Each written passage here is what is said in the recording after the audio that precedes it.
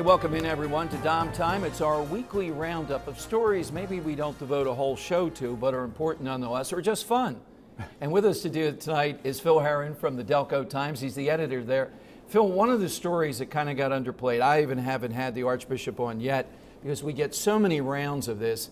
And if you ask me, where are these older Catholic parishes? I start with Northeast, Tacony, places like that in my mind. When the Archdiocese said they're going to consolidate, the one woman's with her 93-year-old mom at St. Leo's and saying, Mom, just think about it. You're going to have your funeral here at St. Leo's.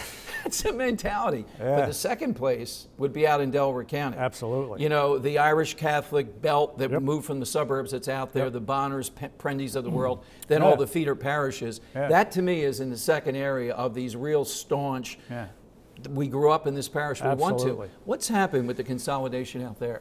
Well, Dom, we had the announcement from the Archdiocese Sunday a week ago, and everyone knew this was coming. First it was the schools, they revised those, they looked at them, and they ended up raising a ton of money and saved the high schools.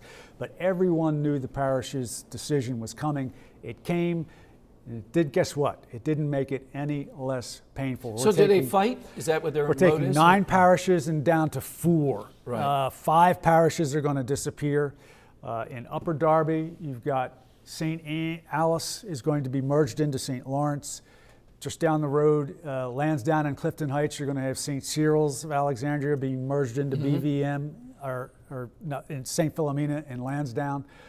St. Louis, an old parish in Yeadon, is going to be merged into BVM in Darby Borough. And then in the lower end of the county, they're actually taking 3 parishes and merging them into 2. And that would be Holy Savior in Lower Chichester, Immaculate Conception in Marcus Hook are going to be merged into St. John Fisher in Aston. The odd thing is we focused on them in our live stream show live from the newsroom last Wednesday night. We had people in from Holy Savior, and it is amazing how bitter and angry people are. It's just what you said. This has been their home. You have to remember that this is where these people got married. This is where they had their children's baptisms, where their kids received the sacraments. This is where all their weddings are. This is where their funerals are from. And those parishes are going to disappear. Yeah, they want to die out of that. Now, I'm even worse. I grew up in South Philly, which were national parishes. I was formerly of King of Peace, which is formerly, and it was Italians. St. Gabriel's was Irish. Each one of these had a different tribe, if you will, that was set up. To try to merge that is like merging 2 feudal. It's like almost you should have a princess from each, a prince and a princess marry or something to seal the deal, to do this type of thing. And people don't realize what an identity and a driver these parishes are of these communities still. It's funny because in this region, and we talked a little bit about this on Wednesday night, you talk to people from this area, and I don't know if it's this way around the rest of the country, you're very likely to, when you talk to someone, not to say what town you're from, what parish are you from. Well, at least 10 that's years their ago, identification. Changed a little bit, but that's right. You could be in Europe, you could be anywhere down the shore. And they don't say, I'm from South Philly, I'm from King of Peace. You know, this started several years ago in Delaware County in the city of Chester, Dom, which obviously has been hard hit by an economic downturn, had a flight from the city. The tradition in Chester is exactly the way you described. Each ethnic denomination had their own parish. All those parishes got closed. Tremendously bitter feeling. Most of all of the parochial schools in the city of Chester have closed. St. Catherine Drexel with the Drexel Newman Academy is really the only parochial school left.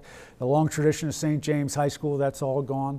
So it's very, very difficult, and Archbishop Chaput has my backing on this. I don't know what you do, but it doesn't change those numbers, which are very similar to the numbers. Well, the only thing, and this plays out to the big picture, he was blatant about it, vouchers. That's the only thing that's going to do it. If the Catholic schools across this area don't get vouchers, every year you're going to see more and more of these picked off. Those numbers very closely mirror the situation that they just went through at the high schools. The fact is, congregations are declining, attendance at Mass is declining, they have all these facilities they have to upkeep, and something that people don't think about, very important, is the number of clergy way down to staff all these facilities. Yeah, exactly. It's a frightening problem.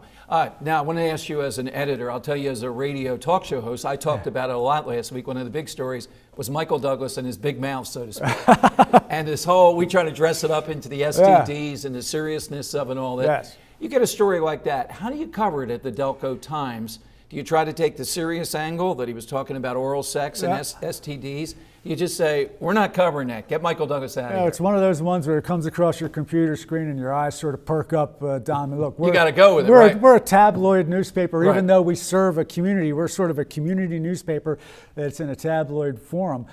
We're not going to take that story and splash it across and make it our lead story on the front page, right. But it is going to be in the paper, and it just exactly as I expected. As soon as the story came out in the Guardian, it started to trickle down. Obviously, Michael Douglas's PR people started to say, "Wait a second, we need to right. modify the story a little bit." I'm interested in this because there is now on the other side, Angelina Jolie, I think has been brave, and her story is given people talking about something. Would you have a mastectomy even though you're not cancerous at that moment? So these celebrity stories, sometimes they'll give us a serious thing. But this nutbag is just a classless guy. I mean, my God, I think there's divorce in the offing here. What kind of woman stays with a guy like this? You know, it's interesting because, it's something that we talk about and we think about every day, and that is this idea, and a lot of people who sit in the chair that I sit in don't admit this, and I'll be perfectly happy to admit it. Part of my job, not the most important part, not the only part, not the most essential part, but part of my job is to draw people to buy the newspaper, to have those eyeballs go to our website. You put that story out there and you're going to attract people. So then we put a health angle into it to kind of gussy it up. We put these assertive public service announcement around with Michael Douglas. Hey, Phil, great maiden voyage. Thanks for coming into the My environs pleasure. of DomTime here tonight and taking us inside, and good luck with the U.S. Open. Let's hope. We'll be there. My goal is that they shoot 5 over par. I know that's unrealistic as a winning score. I like it when these guys have trouble, just like you. What's your handicap? My handicap is the way that I look at every tournament every weekend. My hope is that Tiger's on the leaderboard on Sunday afternoon, because there's a whole different atmosphere when he's there. Particularly for the paper. All right, Phil Herron with us. My 1 minute straight ahead of DomTime.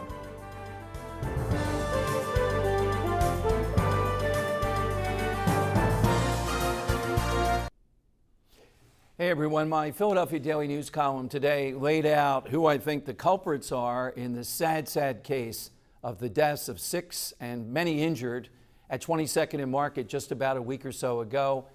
The crane operator, the guy who may or may not be here illegally, may or may not have had a massive amount of marijuana in the system, and may or may not have acted completely recklessly, is only one person. We now have a grand jury by the DA, and we'll see if the DA in Philadelphia is serious with this grand jury to have more powers to go up and down the line to the people that made this happen. What I'd like to see is the mayor of the city and others go to L&I, go to the people that were supposed to protect citizens in this, with, I'm told, a multitude of people saying, this is just wrong, this is just not the right thing to do, and still it happened. Nobody intervened and did anything. Things like this don't have to happen. It's pretty obvious. I like to say on my show in talk radio, sure, these things are tragedies, but they're more tragic equations, meaning if you let A, B, C, D, and all go on, you know what? You're going to end up with people that are dead, and then it's too late. And all these reforms and all that other nonsense, government failed here, people failed here. It was a rather simple thing at 22nd and Market in downtown Philadelphia to protect people who are just trying to shop for a bargain in a thrift shop. More of DomTime tomorrow night at 7 p.m. And let's see how Seth Williams and the grand jury play out on this. We'll definitely be watching.